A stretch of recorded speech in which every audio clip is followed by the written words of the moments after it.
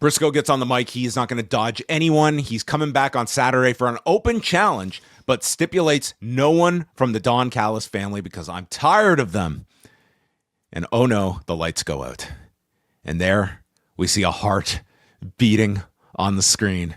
And out comes our newest free agent, the psycho killer, Tommaso Ciampa. I mean, Tony Khan literally chomping at the bit the second this guy became a free agent. And do we know exactly when that was? I mean, it had to have been like within the last 48 hours because I think it coincided with him putting his shop up on. It was on Tuesday that WWE put his profile on the alumni section, which usually means the contract's over. And that same day he launched his Pro Wrestling Tees store. So that was yesterday. It was probably Tuesday that he became a free agent. So I think it's pretty safe to say this guy knew exactly where he was going with his big notes app utilization last week. I mean, not only that, but like, this entrance was quite the entrance, man. Like it was like, pretty long and brand new song, which I've seen. Like I don't know what the whole jury is necessarily out on it, but I like it, and the entrance definitely made him feel like a big deal. So I mean, all of this isn't coming together in just one day, I don't think. So a lot probably in the works already. But yes. Is there a large differentiation between a killer and a psycho killer?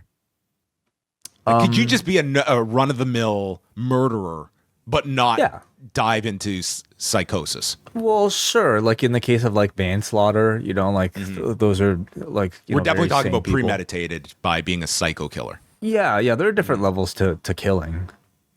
Like I wouldn't like you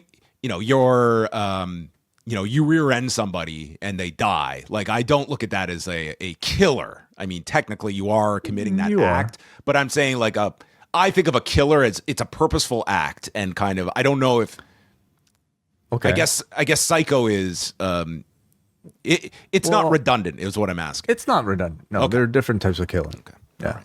There we go.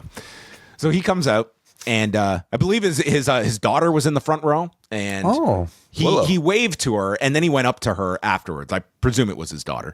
And he gets right into Mark Briscoe's face. He's coming for the belt, and they are doing this on Collision Saturday night, which I did look this up. They have had one singles match in their history. They had a three-way match, and they had a singles match in November of 2013 in Ring of Honor. So this is a relatively new match, and we'll see how Ciampa looks in his first post-WWE match on Saturday.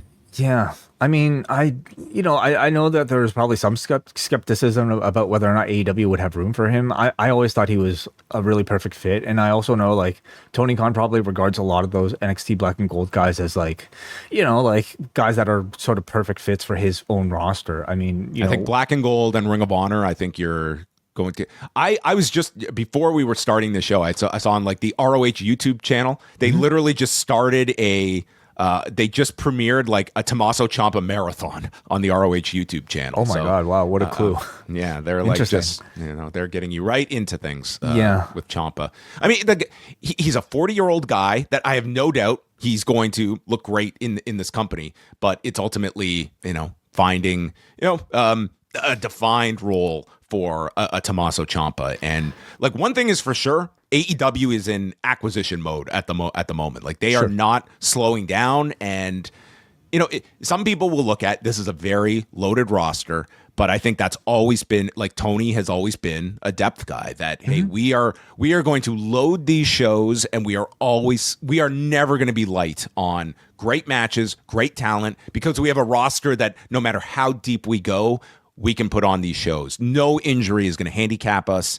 And I think that's a lot of his thinking. And, there's positives and negatives, and it depends on what perspective you're looking at it of, where a Ciampa ultimately fits in. But I think like right out of the gate, I think there is going to be interest in him just being in a new environment as well. And I think you have a great match to come back with on Saturday. Well, he already comes in with, I think, a look and entrance of something way closer to his NXT persona than we've seen recently with him doing the jackass stuff with DIY. Can you imagine if Mark Briscoe had called him a jackass here?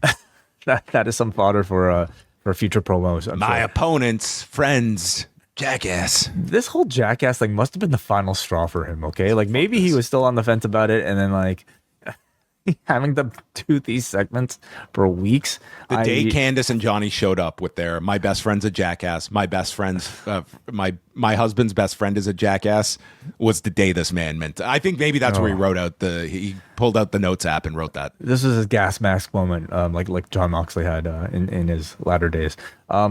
I think debuting him on Collision in a Team match against Briscoe is interesting. I mean, personally, on the surface, I would have loved to have seen them delay this by just maybe a week to let them build it a little bit more, and also to maybe get out of the esports arena so that he could have that sort of big stage presence for potentially a title win. Can you see that happening on Saturday?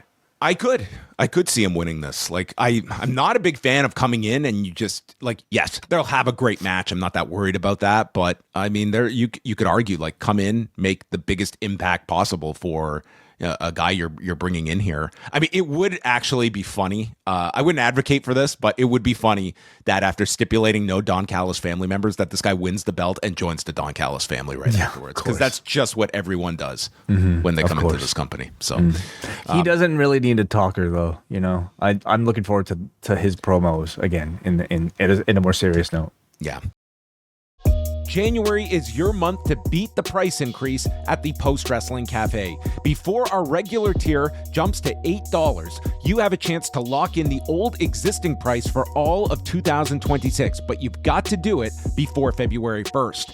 Also this month, we kick off our WWE Unreal Season 2 reviews with weekly releases covering each and every episode. We'll also be looking back at the Okada-Tanahashi feud dating back to 2012 with some of their most famous matches. Plus, Chris Jericho's A Lion's Tale will be the subject of this month's book club. All that and more is yours at postwrestlingcafe.com.